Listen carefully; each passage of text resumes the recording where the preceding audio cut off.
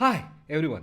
Moon വാക്ക് എന്ന് പറയുന്ന cinema ഈ ജൂലൈയിൽ, അതായത് ജൂലൈ 2025 OTT പ്ലാറ്റ്ഫോമിൽ റിലീസായിരിക്കുകയാണ്. അതിൻ്റെ ഒരു കൺക്ലൂഷനായിട്ട് പറയുകയാണെന്നുണ്ടെങ്കിൽ മൂൺ വാക്ക് അതായത് കുറേ അധികം പോസിറ്റീവ് റെസ്പോൺസസ് നേടിയിട്ടുള്ളൊരു സിനിമയാണ്. പക്ഷേ അതിൻ്റെ പബ്ലിക് പ്ലാറ്റ്ഫോമിൽ അവൈലബിൾ ആയിട്ടുള്ള ഡാറ്റ വെച്ച് നോക്കുമ്പോൾ അതൊരു ബോക്സ് ഓഫീസിലൊരു പരാജയമായിരുന്നു എന്നാണ് നമ്മൾക്കൊരു കൺക്ലൂഷനിലെത്താൻ സാധിച്ചിട്ടുള്ളത്.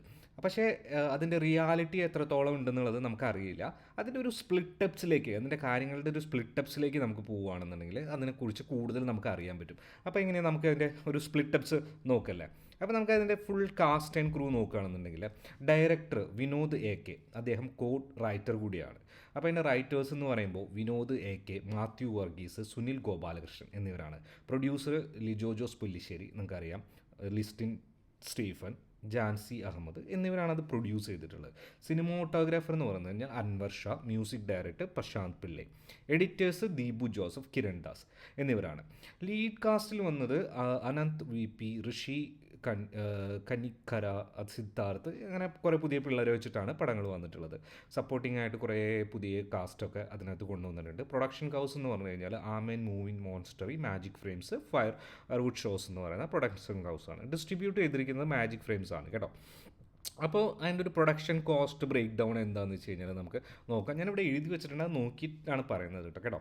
അപ്പോൾ അതിൻ്റെ ഒരു പ്രൊഡക്ഷൻ കോസ്റ്റ് എന്ന് പറഞ്ഞു കഴിഞ്ഞാൽ ടോട്ടൽ പ്രൊഡക്ഷൻ കോസ്റ്റ് ഒരു എസ്റ്റിമേറ്റ് പറഞ്ഞിരിക്കുന്നത് 4 കോടി രൂപയാണ്. ആസ് പെർ ദ സോഴ്സ് എസ്റ്റിമേഷനാണ്. അതിൻ്റെ സോഴ്സ് നമുക്ക് എന്താ പറയുക, ടോപ്പ് ഇന്ത്യ, അതേപോലെ ഒരു 7 സോഴ്സ് നമ്മൾ റെഫർ ചെയ്തിട്ടാണ് ഈ കോസ്റ്റിൻ്റെ ഒരു കൺക്ലൂഷനിലേക്ക് എത്തിയിട്ടുള്ളത്. അതിൻ്റെ ലീഡ് കാസ്റ്റ് റിമ്യൂണറേഷനെ കുറിച്ചിട്ട് ഡാറ്റ ഒന്നും ഡിസ്ക്ലോസ് ചെയ്തിട്ടില്ല. ഡാറ്റ അൺഅവൈലബിൾ ആണ്. ഡയറക്ടർ റൈറ്റേഴ്സിൻ്റെ ആണെങ്കിലും അതുപോലെ തന്നെ മ്യൂസിക്കും ഡിസ്ക്ലോസ് ചെയ്തിട്ടില്ല. ലൊക്കേഷൻസ് കോസ്റ്റും അതും ഒന്നും അങ്ങനെ കോസ്റ്റിനെ പറ്റിയിട്ട് അവരൊന്നും ഇതുവരെ പറഞ്ഞിട്ടില്ല കേട്ടോ അതിനെക്കുറിച്ചിട്ട്. അപ്പോൾ ഒരു 4 കോടിയാണ് ടോട്ടൽ ബഡ്ജറ്റ് എന്നുള്ള ഒരു അറിവ് മാത്രമാണ് നമുക്കുള്ളത്. അപ്പോൾ അതിൻ്റെ മാർക്കറ്റിംഗ് പ്രൊമോഷന് വേണ്ടിയിട്ട് അവൻ എത്ര സ്പെൻഡ് ചെയ്തു എന്നുള്ളതും കൂടി നമുക്ക് അറിയാൻ സാധ്യമല്ല. ഇതിൻ്റെ തിയേറ്ററിക് റിലീസ് 30 മെയ് 2025 എത്ര സ്ക്രീൻസിൽ അത് ഷോ ചെയ്തു എന്നുള്ളതിനെ കുറിച്ചിട്ടും വ്യക്തമായിട്ടുള്ളൊരു കൺക്ലൂഷൻ അവൈലബിൾ അല്ല കേട്ടോ. അതിന് ബോക്സ് ഓഫീസ് കളക്ഷൻസ് നമുക്ക് നോക്കാം. നെറ്റ് ഇന്ത്യ കളക്ഷൻസ് എന്ന് പറഞ്ഞു കഴിഞ്ഞാൽ 83 ലാക്സ് ആണ് നെറ്റ് ഇന്ത്യ കളക്ഷൻ അതിനകത്ത് പറഞ്ഞിട്ടുള്ളത്.